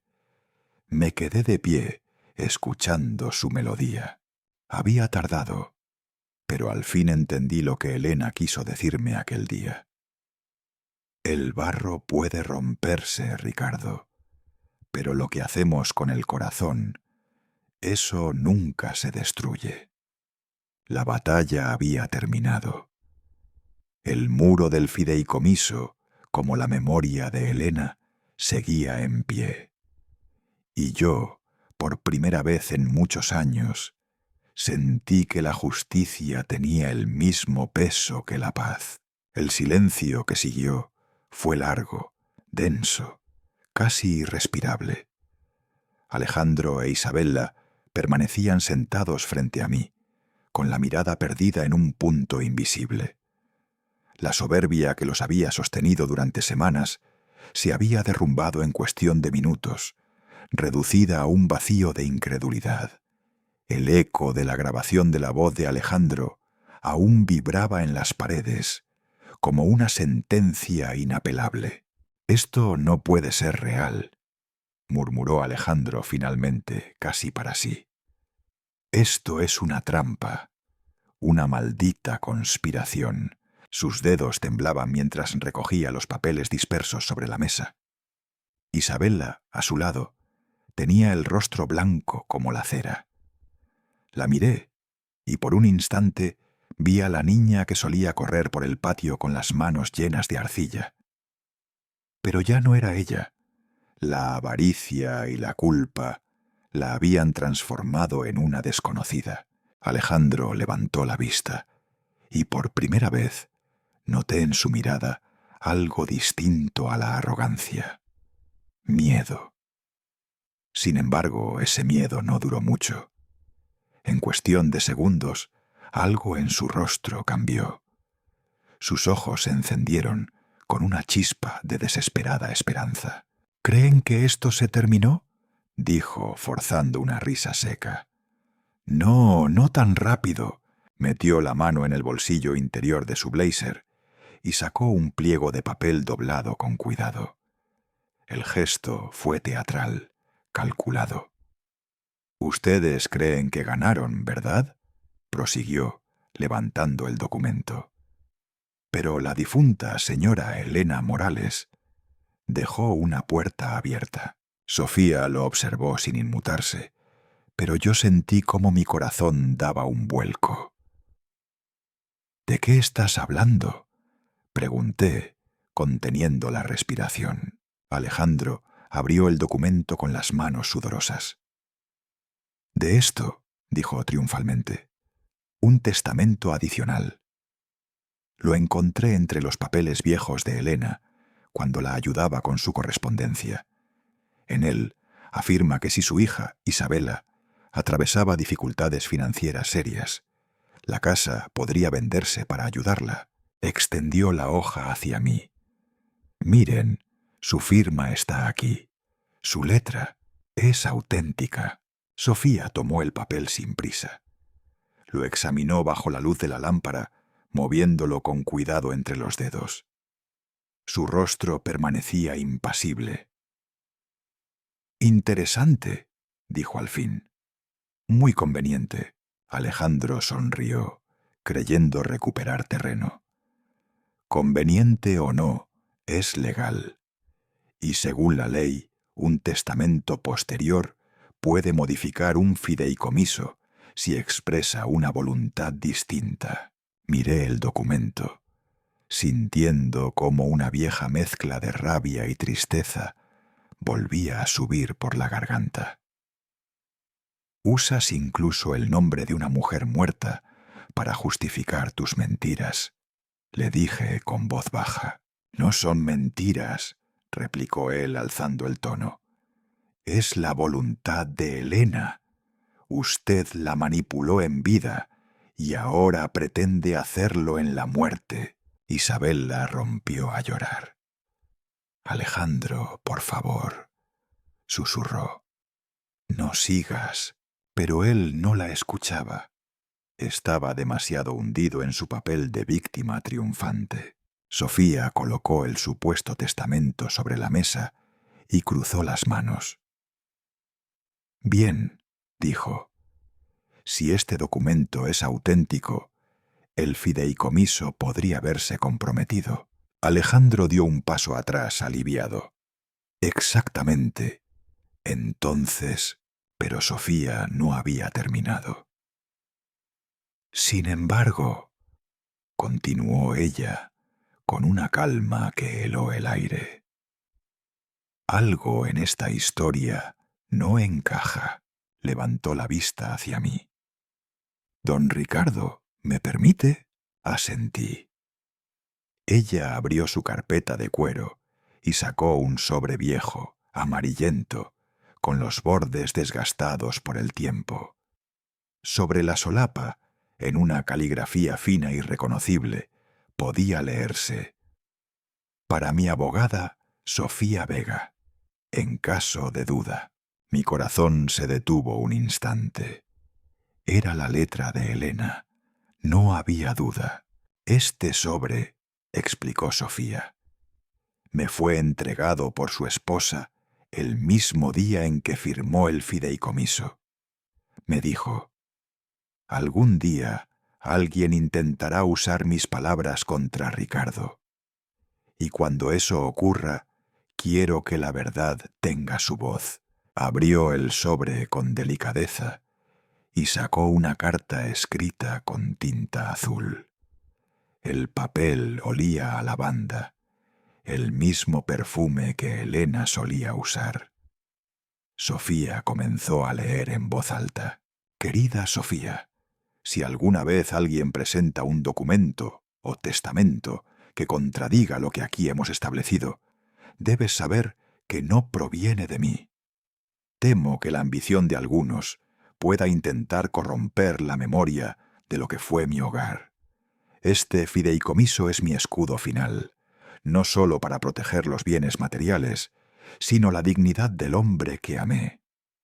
Ricardo tiene un corazón demasiado noble, y su bondad podría volverse su mayor debilidad. Si un día aparece una supuesta voluntad mía que lo ponga en duda, considérala una farsa destinada a destruir lo que con tanto amor construimos. Con afecto eterno, Elena Morales. La habitación quedó en silencio. Alejandro estaba pálido, inmóvil.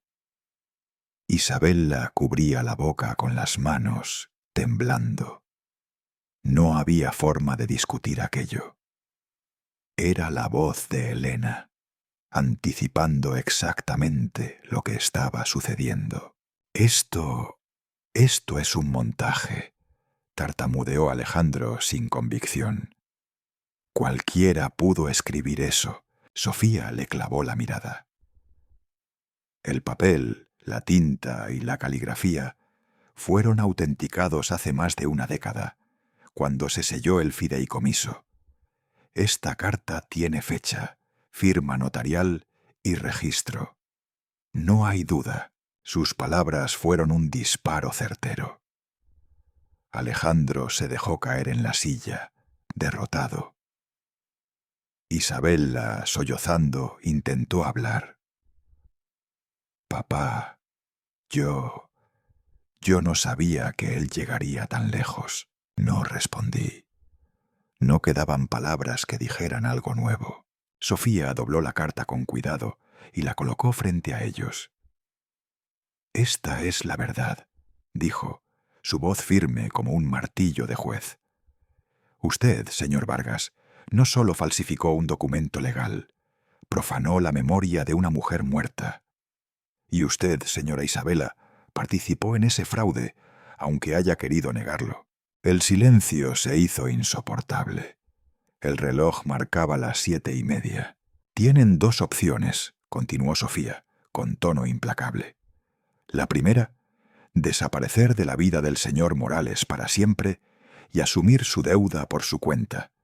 La segunda, enfrentarse a un proceso judicial por falsificación, fraude bancario y manipulación de identidad. Mañana, a las 9, entregaré toda la documentación al fiscal. Alejandro la miró, derrotado, pero aún con un último destello de arrogancia. «No tienes idea de con quién estás jugando», murmuró. Sofía no sonrió. «Al contrario», respondió. «Lo sé perfectamente. Con un hombre que creyó poder ganar contra la verdad». Isabella se levantó lentamente. «Papá», susurró. «Lo siento». La miré, pero mis ojos ya no tenían lágrimas. «No pidas perdón», le dije suavemente. «El perdón solo tiene sentido cuando hay arrepentimiento». Ella bajó la cabeza. Alejandro la tomó del brazo, intentando arrastrarla hacia la puerta, pero ella se soltó con brusquedad. «Ya basta, Alejandro», dijo entre sollozos. «Todo se acabó». Sofía recogió sus papeles y se volvió hacia mí.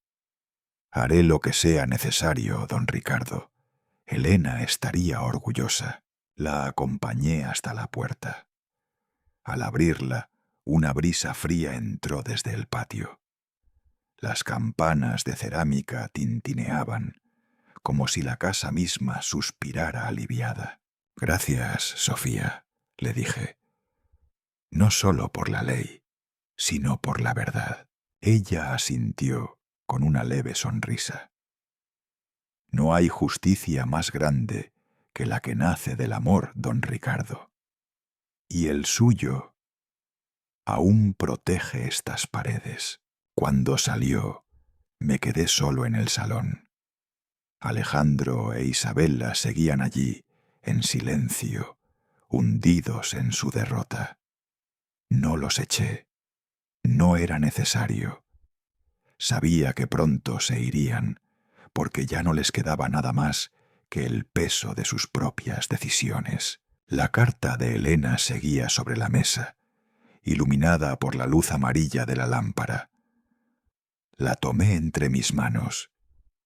La tinta estaba algo desvanecida, pero cada palabra brillaba como una llama viva.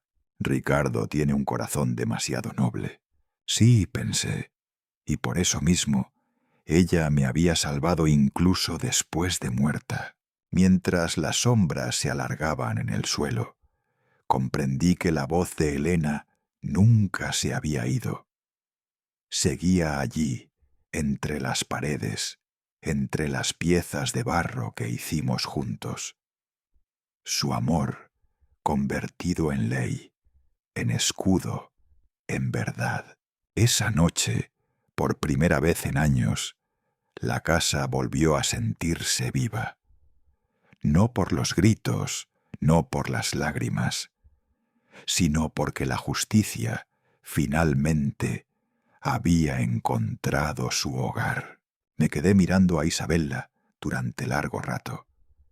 La habitación estaba en silencio. Solo se oía el tic-tac del reloj y el rumor lejano del viento golpeando las ventanas. Ella tenía los ojos rojos, húmedos, pero no por arrepentimiento, lo supe enseguida, sino por el miedo, por la derrota. Dijiste una vez, empecé con voz cansada pero firme, que tu madre se avergonzaría de mí. Ella levantó la mirada, sorprendida por la calma de mi tono. Te equivocas, Isabela.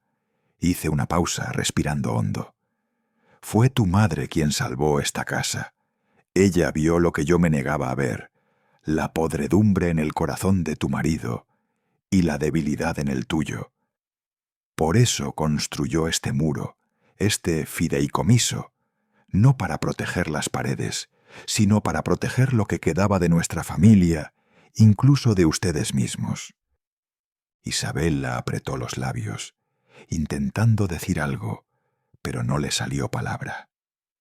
Alejandro, sentado a su lado, parecía una sombra, inmóvil, como si la derrota le hubiese robado la voz. Esto nunca fue sobre el dinero, continué. Habría entregado todo lo que tengo si me lo hubieras pedido con honestidad. Pero elegiste el camino de la mentira, de la codicia. Y eso, hija mía, tiene un precio que ningún juez puede perdonar. Ella bajó la mirada, sus manos crispadas sobre las rodillas. Quise tocarle el hombro, como lo hacía cuando era niña, pero me detuve. Esa distancia entre nosotros ya no podía cerrarse. No sé quién eres, dije con suavidad, casi un susurro. La niña que Elena y yo criamos, la que reía en el taller, la que modelaba el barro con las manos sucias y los ojos llenos de vida. Ya no existe. Me giré hacia la puerta del pasillo. Y yo he aprendido a aceptar eso. Caminé despacio hacia mi habitación. El suelo crujió bajo mis pasos. Antes de cerrar la puerta, miré por última vez a Isabela. Ella me observaba, inmóvil, con el rostro cubierto de lágrimas. «Adiós, hija», dije, y cerré la puerta. El sonido del cerrojo fue seco, definitivo. Detrás de mí oí los murmullos entrecortados de ellos, luego el llanto, luego nada. Unos minutos después, la puerta principal se cerró de golpe. El eco resonó por toda la casa, como si el viento mismo se llevara lo último que quedaba de ellos. A la mañana siguiente, desperté con los primeros rayos de sol filtrándose entre las cortinas. La casa estaba en calma. No había ruido, ni tensión, ni voces ajenas. Solo el canto de un pájaro en el jardín. Me incorporé lentamente. Por primera vez en muchos días, mi cuerpo no pesaba tanto. El aire era fresco, y el olor del café que Sofía había dejado la noche anterior aún flotaba en la cocina. Salí al jardín con una taza en la mano. El cielo tenía ese azul profundo que solo se ve después de una tormenta. Las flores de jacaranda caían sobre el suelo como pequeñas estrellas violetas, y los cactus estaban en flor, sus pétalos abiertos, como si celebraran algo invisible. Elena siempre decía que un jardín es un espejo del alma. Si el jardín florece, el corazón también. Me arrodillé junto al macizo de cactus que ella había plantado hace tantos años. Mis rodillas crujieron, pero no me importó. Con las manos comencé a arrancar la maleza que crecía alrededor. La tierra estaba húmeda, viva. Mis dedos, que hacía poco temblaban con la fragilidad de un anciano engañado, se movían ahora con fuerza. Cada mala hierba que arrancaba era como una espina que se iba de mi pecho. No sentía victoria, sentía tristeza. Una tristeza profunda que no se cura con justicia ni con leyes. Había perdido a mi hija, igual que había perdido a Elena. Dos ausencias distintas, pero igual de silenciosas. Mientras limpiaba la tierra, una mariposa blanca se posó sobre el borde de una vasija rota. Me quedé mirándola. Por un momento me pareció verla a ella, a Elena, sonriendo, con las manos manchadas de barro, diciéndome que el amor verdadero no se destruye, solo cambia de forma. Me senté en el banco de piedra que está junto al taller. El sol calentaba mis hombros. Cerré los ojos. No había rencor, solo un cansancio sereno. Comprendí que el perdón no siempre se dice en voz alta. A veces, perdonar es aceptar que algo se ha roto para siempre y seguir adelante sin odio. Esa casa, ese jardín, ya no eran solo ladrillos ni plantas. Eran mi refugio, mi dignidad, la prueba de que había resistido. Durante años pensé que proteger significaba ceder, hacer sacrificios por los demás. Pero ahora, a mis 70 años, entendí que a veces el amor más grande es el que se defiende con firmeza. Elena lo supo desde el principio. Ella no levantó un muro de piedra, sino